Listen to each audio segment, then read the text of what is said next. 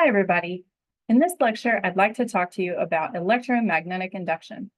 And you can't talk about electromagnetic induction without talking about this guy, Michael Faraday. He lived primarily in the early to mid 1800s, and he was a British physicist and chemist, a really great experimental scientist. He invented the motor, the generator, and the transformer, and he's the one that discovered electromagnetic induction, which I'm going to talk to you about today. And this is actually a daguerreotype image of him, so this is what he really looked like. Now, Faraday wanted to know, and this was a really interesting question at the time, if a current can create a magnetic field, can a magnetic field also create a current? So the answer, spoiler alert, I guess, is that an induced current is produced if you have a changing magnetic field. So a static magnetic field can't create a current, but if you have a changing one, it can. And the answer continues, there's an induced electromotive force or voltage associated with that induced current. And the equation named after Faraday, Faraday's law, gives this induced EMF. Now, a current can be produced without a battery present in the circuit if there's a changing magnetic field in the region. And Faraday's law of induction describes this. So what was Faraday's experiment? Here's a sketch that Faraday himself made of the experiment. Now, it's a little hard to see on this sketch, but you can see that there's a wire coming in on this side and a wire coming in on this side, right? The left and the right at the top. And then there's a wire exiting on the right and the left. Now, those two sets of wires, they actually go to two different coils. We already talked about solenoids, right? Solenoids are coils of wire that are wrapped around a cylinder, right?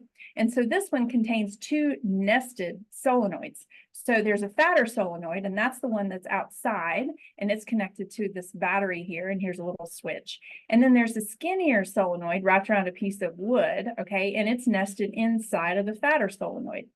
Now, the skinnier solenoid, you can see, is hooked up to this galvanometer, all right? And the galvanometer has compass needles that are positioned in between two coils of wire, right? And the compass needles will deflect in the presence of magnetic fields. So if a current is generated in these coils of wire, then we understand that currents create magnetic fields, and they'll create a magnetic field in the region that points between the centers of these two coils of wire, which will cause these compass needles here to deflect. And that's how Faraday knew that a current was being generated in these coils. He would watch for the deflection of the compass needles. Okay, so what would happen is, in Faraday's experiments that he ran, is that he would close this switch between the battery and then this outer fatter coil, which I'll call the primary coil. So he would close the circuit, and a current would start to flow in the primary. And then what would happen is that would induce a magnetic field. We talked about the magnetic fields of solenoids pointing straight in the middle along the axis of the solenoid. So that would induce a magnetic field in the center of the primary coil. And then that magnetic field changed the magnetic field in the middle of the secondary skinny coil. And then that changing magnetic field that pierced through that secondary skinny coil briefly induced a current in the secondary coil, which was then detected at the galvanometer. All right. What he noticed is that when he first closed the switch, he saw a pulse of current in the secondary coil. And when he opened the switch again, he saw another pulse of current. But if he left the switch closed, the current in the secondary coil would go away, okay? And so from that, he made the following conclusions: that an electric current can be induced in a loop by a changing magnetic field, okay? But the induced current exists only while the magnetic field through the loop is changing. And this is generally expressed as an induced EMF or voltage is produced in a loop by the changing magnetic field, all right? Now, there's a lot of really great demos of this, but this is an online lecture, so I can't necessarily show them to you except on videos. So here's a couple of links to some videos that we have available in the department that show the demos that we do. Okay, so be sure if you have a second to click on those so that you can see that I'm not lying to you and making this up. Now, what was Faraday's law? Here it is. Faraday's law of induction states that the EMF induced in a circuit is directly proportional to the time rate of change of the magnetic flux through the circuit. Now, mathematically, we express that as this curly E, that means EMF, equal to negative, changing phi sub B, and that phi sub B is magnetic flux, divided by change in T, where change in T is the time, okay? So delta phi BU over delta T is a changing magnetic flux in time, and the EMF is produced is equal to the negative changing magnetic flux. Now, you might be asking yourself, what the heck's a magnetic flux? Okay, well, a magnetic flux is a magnetic field piercing through the area of the coil, the circle that your coil makes, okay? So if you imagine that you have a current loop here, and the current loop is the orange tilted on its side circle, and then through that current loop, there is a magnetic field indicated by the blue arrows that's pointing up, okay? Then the magnetic flux that would be piercing through that current loop would be equal to the magnitude of the magnetic field B times the area enclosed by that coil. Here would be the area of a circle, so pi r squared for the radius of the circle there, right? So whatever the area is enclosed by the circuit, that's A. And then cosine of theta is the cosine of the angle theta that runs between the magnetic field vector and what's called the area vector. Now, the area vector points perpendicular to the plane of the loop, okay? And it has size of the magnitude of the area of the loop. Okay, so BA cosine theta, that is the magnetic flux for this scenario. Okay. Now, the SI unit of the magnetic flux is the Weber, which is named after the German physicist Wilhelm Weber. Wilhelm Weber did some important work in electromagnetism, and he was the co-inventor of the telegraph. And since the equation of the magnetic flux is BA cosine of theta, then the SI unit would be the SI unit of the magnetic field, which is the Tesla, times the SI unit of area, which would be the meter squared. So 1 Weber is 1 Tesla times meter squared. And we symbolize Weber with a capital W and a lowercase b. Okay, so if you see that, that's the units, the Weber. Okay, so remember that we have phi b is BA cosine of theta. Now, if you have more than just a single current loop, like, for example, Faraday had a solenoid, which had a bunch of turns in it, right? So if the circuit contains N loops, all of the same area, like Faraday's, then the magnetic flux is the flux through one loop times the number of loops, N, okay? And so then your Faraday's law becomes the EMF is equal to negative N times delta phi B over delta T. And most of your problems will have current loops that have more than one turn, so this is something to remember.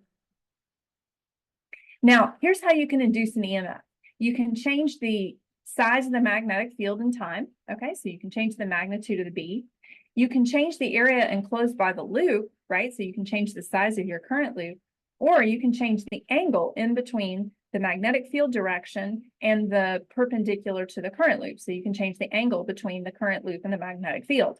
Any combination of those things is going to change your magnetic flux with time. And anytime you change the magnetic flux with time, you'll induce an EMF and cause a current. Now, the minus sign in Faraday's law actually has its own name, and that's called Lenz's law. Now, Faraday's law indicates that the induced EMF and the change in the flux, they have opposite algebraic signs, right? The EMF is equal to negative N times delta phi B delta T. Now, that negative sign has a physical interpretation, and that physical interpretation was best explained by German physicist Emil Lenz, who is now the law is named after him.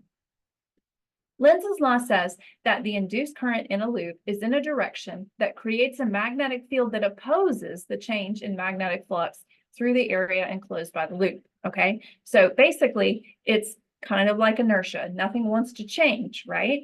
The induced current, if it starts to, the induced current that is created due to the changing magnetic flux, it wants to keep the original magnetic flux through the circuit from changing, all right? To let you understand a little bit, I'm going to run through a lot of different scenarios here. Okay, so first of all, if you have a magnetic field that isn't changing, that, for example, is either up or down and has a steady value, the loop isn't changing its angle with respect to the field, the loop isn't increasing in size or decreasing in size, and the magnetic field size itself is also constant, then you're not going to get any induced current. Now, this makes perfect sense if you think about it. I mean, we have a magnetic field from the Earth all the time, right? And it's not really changing direction very fast. So if you held a current loop up to the Earth's magnetic field and it generated a current, wow, that would be something, right? That would almost be like getting power from nothing. So that doesn't happen, okay? That doesn't happen. There's no induced current if you have a constant steady magnetic flux through a circuit. Okay, but let's run through the other scenarios. Oops.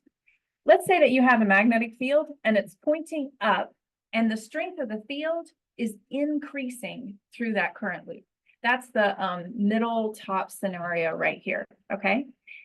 In that case, then what's happening is the change, I kind of think of this as the change in flux is increasing and it's increasing in an upward direction, right? Because the magnetic field strength is getting larger going up. So what'll happen is the induced current will travel in a direction that, if you look down from above, is clockwise here. Now, why is that? Remember your right-hand rule for magnetic fields, okay? So if you have a current induced in your loop, or if you have a current, right, a current loop, and you take your right hand and you curl the fingers of your right hand in the direction that the current is flowing in the loop, then your thumb, right, of your right hand will naturally point in the direction that the magnetic field from that current loop comes from, right? So if I have, for example, staring top down, a current that is going clockwise on that loop, then the magnetic field due to the current in the loop would be down, okay? Now, this is where Lenz's law come in, right? Remember that Lenz's law says it wants to oppose the change. So what's going to happen is if B is up and increasing, the opposition to that change would be to generate a magnetic field that's pointing down, okay? And so that will mean that it will generate a current that runs clockwise to try and maintain the same magnetic field strength and magnetic flux through the loop. Okay, so that's why it does what it does. I hope that's clear. So if your change in flux is upward and increasing, then your induced field needs to be down to counteract that, which will cause an induced current clockwise. All right, let's go through the next scenario. Let's say that B is up, but the strength of the field up is decreasing. So it's going from like 1 Tesla to half a Tesla or something like that. In that case, then what wants to happen is it wants to maintain that strong upward magnetic field. So it's going to induce a magnetic field that also points up, which means that via the right-hand rule, you'll have a counterclockwise flow of current looking top down on that loop. Okay, so if your change in flux is down, your induced field has to be up, which induces a current counterclockwise. All right, so now let's go to this scenario here in the middle bottom. Let's say that your magnetic field is down and the strength of that downward magnetic field is increasing, okay? So it's going from like half a Tesla down to 1 Tesla down. It's getting stronger. Okay, in that case, it wants to maintain the status quo, right? So in order to counteract that strong downward magnetic field, it's going to induce the magnetic field upward, and that will create a counterclockwise current in your loop looking top down. Okay, so change in flux is increasing downward. Your induced field must point up, and the induced current will be counterclockwise.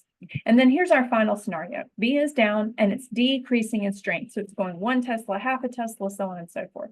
In that case, the magnetic field that it wants to generate is going to be down because it wants to maintain a strong downward magnetic field. Okay, so that means that the induced field will be down, and the induced current must therefore be clockwise, taking your right hand, right, and pointing your thumb in the direction of downward. Your fingers will pull clockwise, looking top down, and so that's what happens. Okay, I hope that's clear. All right, let's do an example problem. So let's say that we have a square current loop, okay, and it's a square with sides length a 1/4 of a meter. So L is 0.25 meters.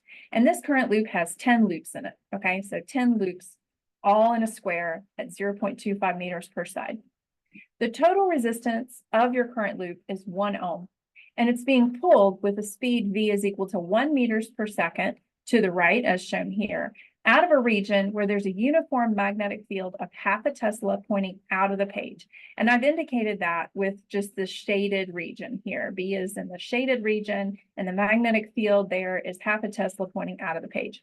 So in this case, what current is induced in the loop, and what is the direction of the induced current, and what force do you need to apply to the square so that it stays at that constant speed?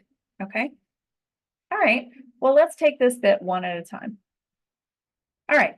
So the frame's length is 1/4 meter, and it's being pulled with that steady speed, 1 meters per second to the right. Now, for a while there, if it's in this region, for example, and the whole square is in the magnetic field, nothing's going to happen because the magnetic flux through that square isn't changing.